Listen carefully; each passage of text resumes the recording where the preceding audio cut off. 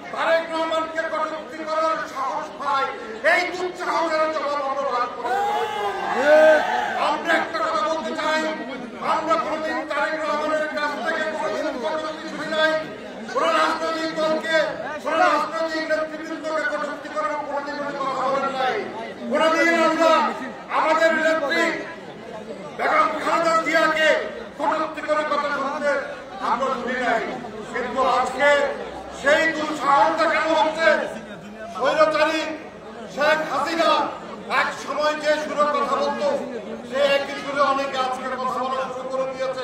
সতর্ক করে দিয়ে দিতে চাই, খবরদার আপনারা সেই দুঃসাহস দেখাবেন না। আমাদের নেতা ভারপ্রাপ্ত চেয়ারম্যান আমাদের জনাব তারেক রহমান কোনোদিন খারাপ কথা বলে নাই। আমরা চাই না কোন রকমের খারাপ কথা উচ্চারণ করতে। আমরা রাজনৈতিক সংস্কৃতিকে বিশ্বাস করি, রাজনৈতিক সংস্কৃতিকে আমরা ধারণ করি, আমরা আমাদের নেতার দেখানো পথ আমরা অনুসরণ করি। কিন্তু আমাদেরকে যদি বাধ্য করা হয়, আমাদেরকে যদি কোন রকমের খারাপ কিছু করার জন্য, তাহলে আমরা রাজপথে সেই জবাব দেবো ইনশাআল্লাহ।